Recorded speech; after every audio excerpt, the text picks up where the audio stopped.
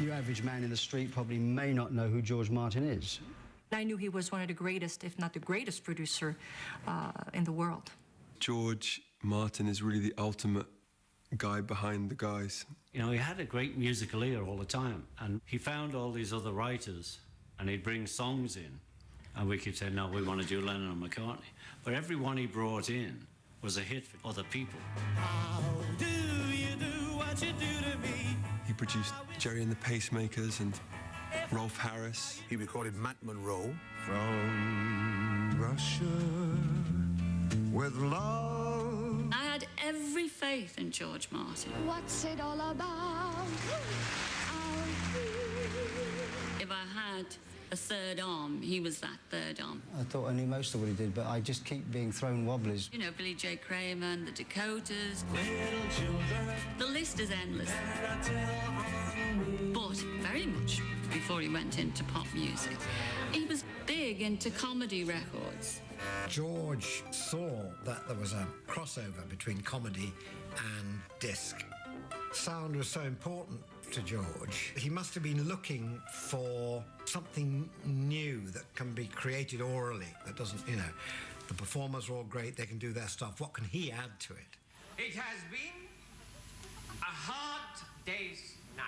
Comedy records like Peter Sellers, you know, they kind of were comedy records as opposed to just gimmick records. He's done Nelly the Elephant.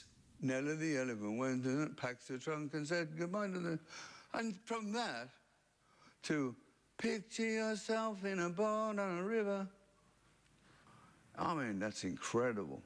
They couldn't have had a better guy near them than George Martin, you know, whose eclectic knowledge of music and how to put it on wax was so vast. There was this kind of coming together, and it would have been guided, piloted, steered, and at the wheel was George. He actually just controlled the whole situation.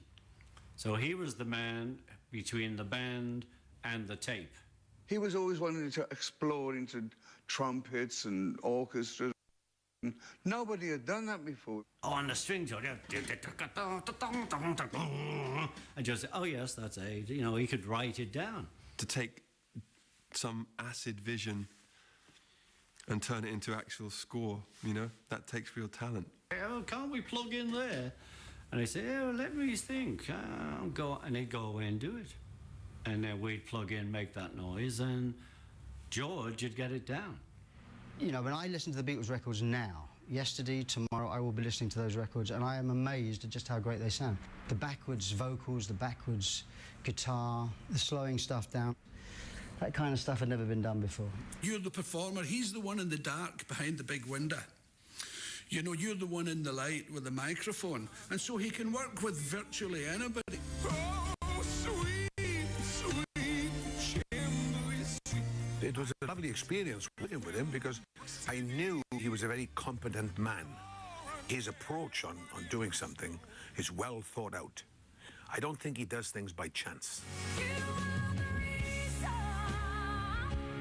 I didn't feel like he was producing me.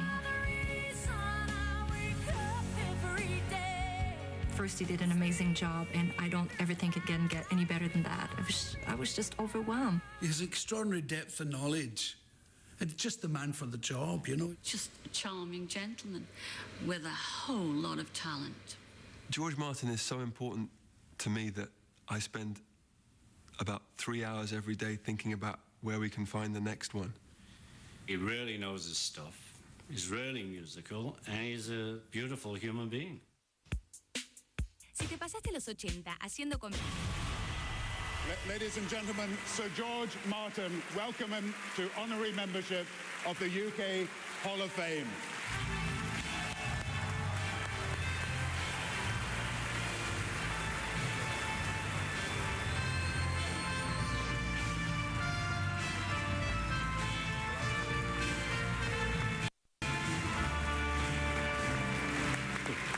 Thank you very much. Thank you. You know, what a great honour this is. What a tremendous honour. And what a great honour to be presented with this by the Chancellor of the Exchequer, one of our great statesmen. That's fantastic. Thank you very much. Thank you very much. You know, I never realised I was as good as all that. In fact, I'm not, to be honest. This is hyperbole, so ignore it. But I'll tell you, I'll let you into a secret, because I think the reason I'm here today is that I've been a very lucky man, and I have worked with the greatest people in show business. Great singers, great writers, great performers of all kinds, actors as well. And it rubs off, you know. And working with people like that makes all the difference in the world. And there's another thing that has helped me to be where I am, and that's a simple word called love. Now, I'm not plugging the next Beatle record, but I must tell you that my family always gave my sister and myself a great deal of love as we were growing up. And now I have an extended family of my wife, my dear wife, and children and grandchildren. And they all support me with their love. I couldn't do it without it. And so thank you, my loves, for all that you've done. And thank you. And thank you all, too.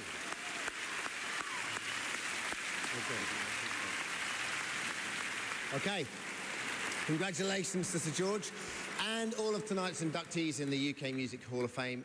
Trust you'll agree it's been a great night. Hope you've enjoyed it, which I'm guessing is going to continue now in various clubs around London. I'm told Gordon Brown is on one and looking for some action. Probably end up brawling in the car park with Prince. Come here, you. To play us out with 3 Beatles classics, we've put together a dizzying array of superstars for a never-to-be-repeated one-off performance. Playing with a 31-piece orchestra and the London Community Gospel Choir are on drums, Queen's Roger Taylor. On guitar, the biggest thing to come out of Sweden since saunas, Jose Gonzalez. And on vocals, new soul sensation Corinne Bailey-Rae and Razorlight's Johnny Burrell. But at the helm, the man that arranged and put it all together, the genius that is Sir George Martin. We will see you next year. God bless. Good night.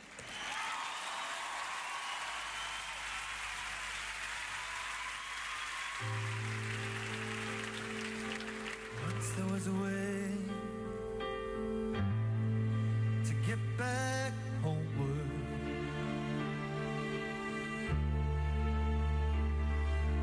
Once there was a way to get back